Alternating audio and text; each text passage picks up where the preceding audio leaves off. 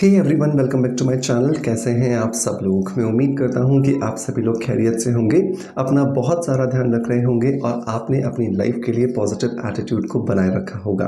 दोस्तों, इस चैनल को मैं हमेशा कहता हूं एक परिवार है और इस परिवार के सभी सदस्यों का बहुत ज़्यादा फिट रहना, पॉजिटिव रहना बहुत ज़्यादा ज़रूरी है।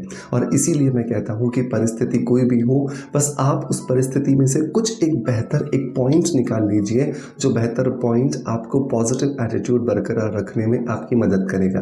और जिस दिन आप ये कला सीख जाओगे ना, उस दिन आपको ये जीवन जो है ये जन्नत जैसा लगना शुरू हो जाएगा। सो मेक श्योर इस आदत को धीरे धीरे अपने अंदर डेवलप कीजिए और इस डेवलप करती हुई आदत के साथ इस खूबसूरत सी ज़िंदगी को लुत्फ़ उठाइए और इन्जॉय कीजिए। दोस्तों, जिस तरीके से हमारे जीवन में बहुत सारी परिस्थितियाँ आती हैं, बिल्कुल वैसे ही हमारी स्किन में भी बहुत बार अलग अलग प्रॉब्लम्स आती हैं। कभी पिगमेंटेशन हो जाता है, कभी एक्ने हो जाता है, कभी हमारी स्किन पे डार्क सर्कल्स आ जाते हैं, कभी हमें लगता है कि हमारी स्किन जो है उसकी चमक चली गई है, कभी स्किन पे बुढ़ापा आने लगता है। तो क्या कुछ रीजंस हो सकते हैं इन प्रॉब्लम्स के? तो जब हम सर्च करते हैं ना, तो हर प्रॉब्लम के लिए अलग अलग कुछ रीजंस होते हैं जो कि हमारी स्किन को तकलीफ देते हैं। लेकिन अगर हम उन सारे के सारे रीजंस को एक साथ जान लें कि ये 10 रीजंस हैं जिनकी वजह से हमारी स्किन में दिक्कतें आती हैं और इन 10 रीजंस को कैसे ठीक किया जा सकता है, कैसे इन्हें बेहतर बनाया जा सकता है, तो हम हमेशा के लिए अपनी सभी स्किन की प्रॉब्लम से छुटकारा पा सकते हैं। यही कुछ मैं आज आपके साथ इस वीडियो के अंदर डिस्कस करने वाला हूं। मैं बात करूंगा 10 हमारी स्किन पे प्रॉब्लम होने वाले कारणों के बारे में और साथ के साथ मैं उसके टिप्स भी आपको बताता जाऊंगा कि किस तरीके से आप इन प्रॉब्लम्स को, इन कारणों को ठीक कर सकते हैं। वीडियो थोड़ा लंबा होगा, लेकिन अगर आप पेशेंस के साथ देखोगे तो डेफिनेटली मैं यकीन दिलाता हूं कि इस वीडियो के ख़त्म होने तक आपके पास बहुत सारी जानकारी होगी जिसका इस्तेमाल करके आप ये समझ पाओगे कि आप अपनी स्किन को एजलेस, पिगमेंटेशन फ्री, हमेशा ग्लोइंग कैसे बना सकते हैं। सो देर नहीं करते हैं, शुरू करते हैं आज के वीडियो को। बट उससे पहले एक छोटी सी दरख्वास्त हमेशा की तरह कि अभी तक आपने इस परिवार को ज्वाइन नहीं किया है और आप देख रहे हैं हमें यूट्यूब पर, तो सब्सक्राइब का बटन दबा करके बेल के बटन को हिट कर दीजिएगा। और अगर आप मुझे देख रहे हैं फेसबुक या इंस्टाग्राम पर, तो हमें फॉलो ज़रूर कीजिएगा ताकि आने वाले वीडियोज़ बिना मिस किए आप इसी तरीके से देख सकें। सो देर नहीं करते हैं, शुरू करते हैं।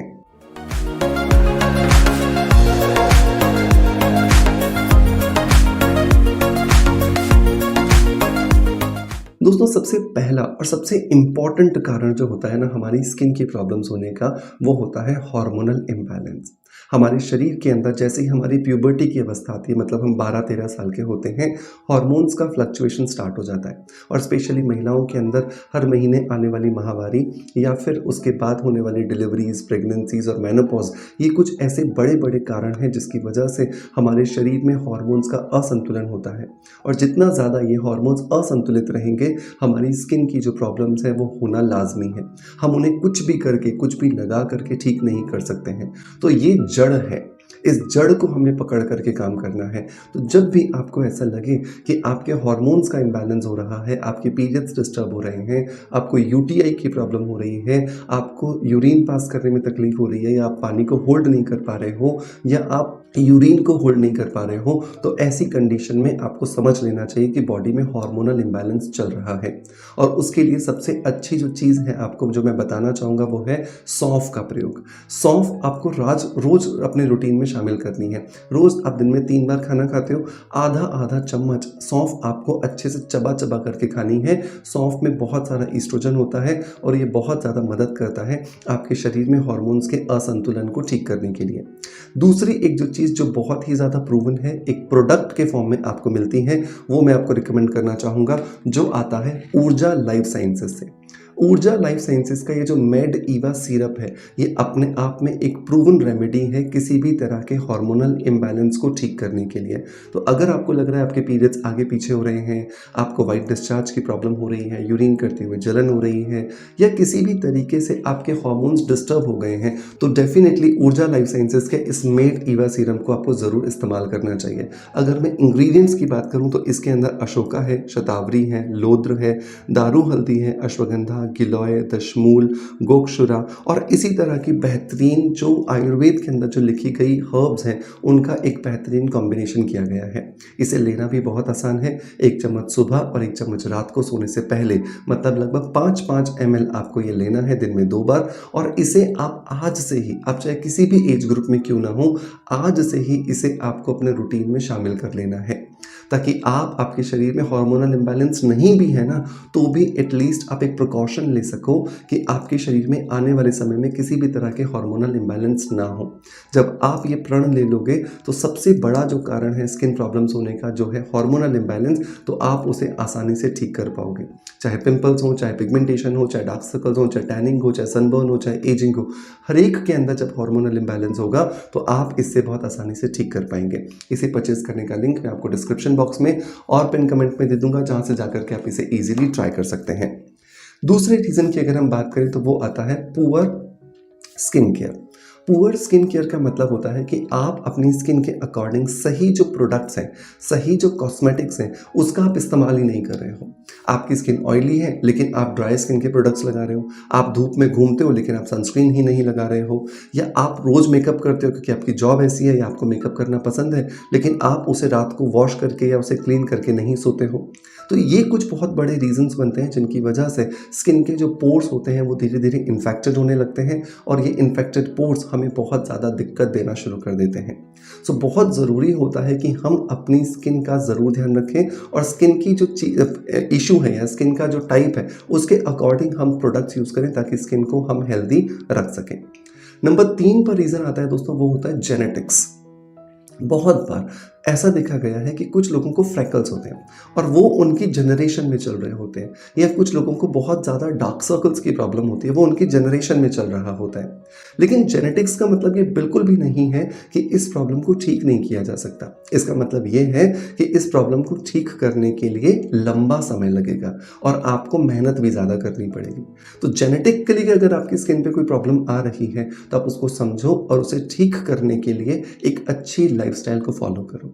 जब आप अच्छी लाइफस्टाइल को फॉलो करते हो कुछ लंबे समय तक, तो उसका असर धीरे धीरे आपके जीन्स पर आता है। आपके जीन्स मॉडिफाई होते हैं, और जब आपके जीन्स मॉडिफाई होते हैं तो उसका असर आपकी स्किन पर, आपकी पर्सनैलिटी पर, आपकी बॉडी पर आपको दिखाई देता है। तो जेनेटिकली होने वाली प्रॉब्लम से आपको निराश नहीं होना है, लेकिन सिर्फ आपको मेहनत बहुत ज़्यादा करनी पड़ेगी। नंबर 4 अगर मैं रीज़न बोलूँ तो दोस्तों वो होता है डाइट के अंदर न्यूट्रिशंस की कमी होना।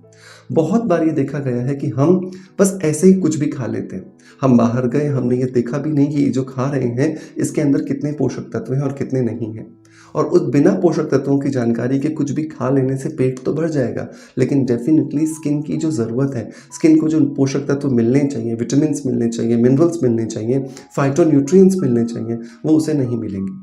और जब वो उसे नहीं मिलेंगे तो डेफिनेटली स्किन जो है वो डे बाय डे डल होती जाएगी, बद से बदतर होती जाएगी।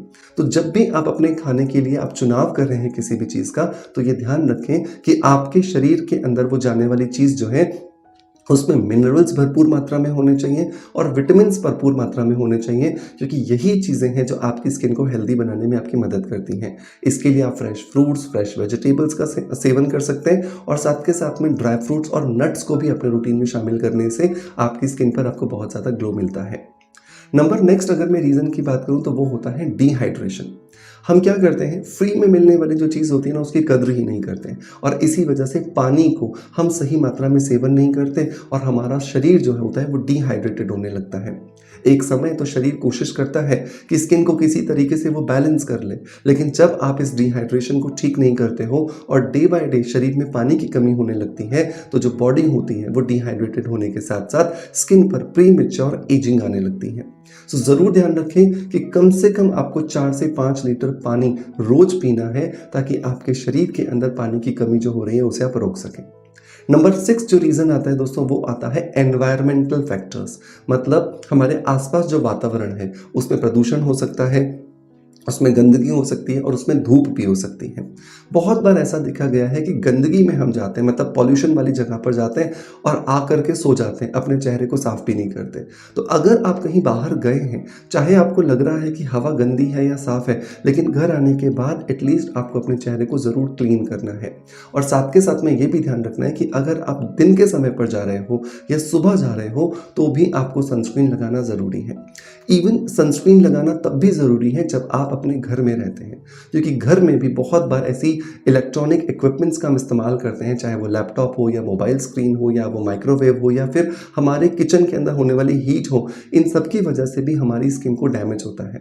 तो ये बहुत ज़्यादा, बहुत बड़ा और बहुत इंपॉर्टेंट फैक्टर है जिसे हमें नज़रअंदाज नहीं करना है। तो कम से कम SPF 50 हमें ज़रूर लगाना है और हर 3.5 से 4 घंटे के बाद इसे रिपीट करना ज़रूरी है। नंबर नेक्स्ट अगर मैं रीज़न की बात करूं तो वो होता है लैक ऑफ स्लीप। जब आप प्रॉपर मात्रा में नींद नहीं लेते हो तो उसकी वजह से भी आपका जो रूटीन होता है, जो आपके शरीर में जो हार्मोन्स का जो बैलेंस होता है वो डिस्टर्ब हो जाता है, क्योंकि नींद की वजह से ही हमारे शरीर की जो बॉडी साइकिल है, जिसको सर्कैडियन रिदम कहा जाता है, वो बैलेंस होती है। ये जितना ज़्यादा बैलेंस होगी उतना स्किन पे ग्लो आएगा।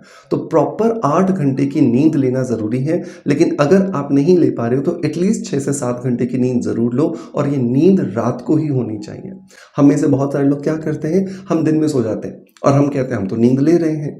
अरे लेकिन जो प्रकृति ने नियम बनाया है, जो प्रकृति ने एक सिस्टम बनाया है कि रात को आपको सोना है, सुबह उठना है और दिन भर एनर्जेटिक रहते हुए अपने काम को करना है, वो रूल तो आपने ब्रेक कर दिया। और जब आप वो रूल ब्रेक कर देते हो तो डेफिनेटली आपकी स्किन के ग्लोइंग होने का सपना भी चूर चूर हो जाता है। सो बहुत ज़रूरी है रात के समय सोना। तो 9:30-10 बजे सो जाइए और सुबह 4-5 बजे उठ जाइए। नींद भी पूरी हो गई और पूरे दिन आप एनर्जेटिक भी रहेंगे और सर्कैडियन रिदम भी बहुत अच्छी हो गई। नंबर नेक्स्ट जो रीज़न आता है दोस्तों, वो आता है स्ट्रेस। एक ऐसा वर्ड जो सुनते ही छोटा बच्चा भी कहता है कि हाँ, ये तो मुझे भी होता है। चाहे वो स्कूल के होमवर्क का हो या मम्मी पापा जब खेलने के लिए मना करते हो उसका हो, या फिर मार्केट में जाऊं और किसी चीज़ को लेने की ज़िद करूं और पेरेंट्स मना कर दें उसका हो, बट स्ट्रेस तो मुझे भी है। तो ऐसी कंडीशन के अंदर एक बहुत इंपॉर्टेंट प्रैक्टिस हमें करनी चाहिए और वो है मेडिटेशन।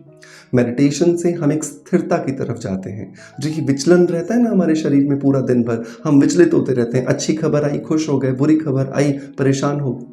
तो ये जो ऊपर नीचे जो हमारा ग्राफ हो रहा है ना, इसे बैलेंस करने का सबसे अच्छा जो माध्यम है वो है meditation.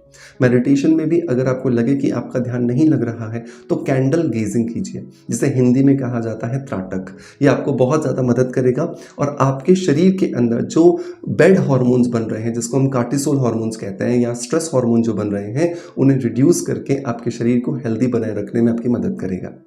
So make sure stress को कम करने के लिए मेडिटेशन भी ज़रूर करें। अगले रीज़न की अगर मैं बात करूं तो वो होता है एलर्जीज़।